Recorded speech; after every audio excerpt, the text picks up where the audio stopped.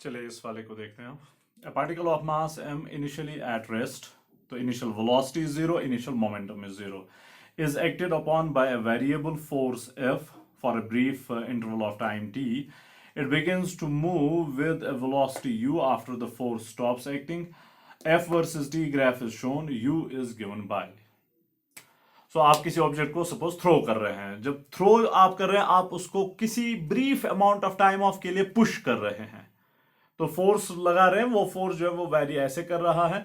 Then when it comes out of your hand, आपके हाथ से बाहर आने का मतलब आपका फोर्स अब खत्म हो गया।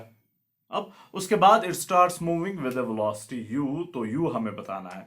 तो दैट मींस इस इंटरवल में ये जो दिया गया है 0 टू कैपिटल T वाला इंटरवल, जीरो टाइम पे वेलोसिटी जो है वो जीरो के बराबर है, और इस इंटरवल के एंड पे वेलोसिटी जो है वो u के बराबर दी गई है, और u जो है वो हमने निकालना है।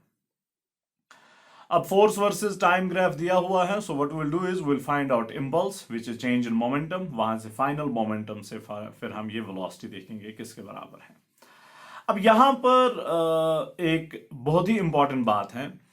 आप ग्राफ देख सकते हैं कि ये सेमी सर्कुलर शेप का ग्राफ है। अब सेमी सर्कल के लिए एरिया जो है वो, सर्कल का एरिया जो है पाई आर स्क्वायर, या सेमी सर्कल के लिए फिर बन जाएगा पाई आर स्क्वायर बाई 2, वो हम यहां पर यूज नहीं कर सकते हैं। ओके, वो हम यहां पर यूज नहीं कर सकते हैं। द रीजन इज यहां पर दो डायरेक्शंस में डिफरेंट डिमेंशंस हैं। सपोज इसका सेंटर जो होगा, इस सेमी सर्कल का सेंटर ऑफ कर्वेचर जो होगा वो कहीं यहां पर है। तो अगर आप देखेंगे एक एक्सिस के अलोंग इसका रेडियस जो है वो t/2 है, यहां से यहां तक t है, तो t/2 इसका रेडियस है। तो उसके डिमेंशंस जो है वो टाइम वाले डिमेंशंस हैं, और दूसरी डायरेक्शन में दूसरे एक्सिस के अलोंग जो रेडियस है वो f0 के बराबर है, which is force. Normally circle में क्या है, यहां से रेडियस 1 मीटर, यहां से भी रेडियस 1 मीटर, किसी भी डायरेक्शन में आप ले लें डायमेंशन सेम है। तो यहां पर अब हमें क्या करना होगा, since dimension of radius along different axis is different, तो हमें इसके बेसिक पे जाना पड़ेगा, इलिप्स पे जाना पड़ेगा। इलिप्स में सबसे लंबा डायमीटर जो होता है वो कॉल दैट मेजर एक्सिस, और उसका आधा जो है यहां से यहां तक that is semi major axis, और ये उसका परपेंडिकुलर बाइसेक्टर जो है वो कॉल दैट माइनर एक्सिस, वो कॉल दैट माइनर एक्सिस।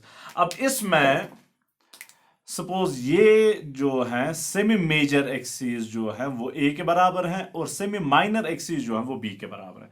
सो एक साइड से रेडियस जो है वो a के बराबर है, दूसरे साइड से रेडियस जो है वो b के बराबर है। इट्स लाइक सबसे लंबा रेडियस a के बराबर है और सबसे छोटा रेडियस जो है वो b के बराबर है। इस एलिप्स का एरिया जो होता है वो होता है pi into a into b, तो वही हमें यहां पर यूज करना पड़ेगा।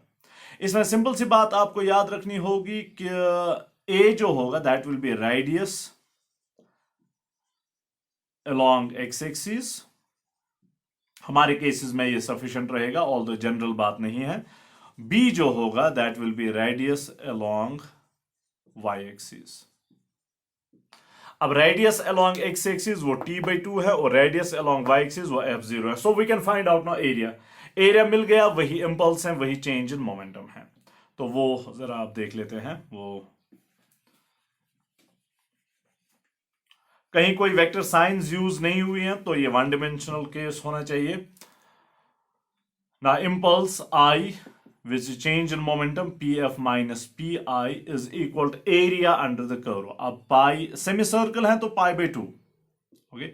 आर स्क्वायर अब हम यूज नहीं कर लेंगे, आर स्क्वायर के बदले में a इंटू बी यूज कर लेंगे। a is radius along x axis which is t/2, और b is radius along y axis which is f0। So this implies a final momentum जो है वो है m into u। रिमेंबर इस interval के and पे वेलोसिटी जो है वो u के बराबर है।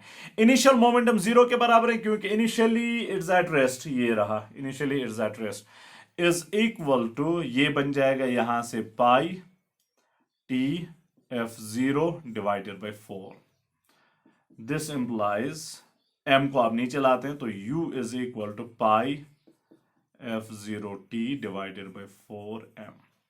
So this will be velocity at the end of this interval, जब आप फोर्स लगाना छोड़ रहे हैं। और यहां से ये है pi f0t divided by 4m. Option 3 इसका आंसर. Okay, option 3.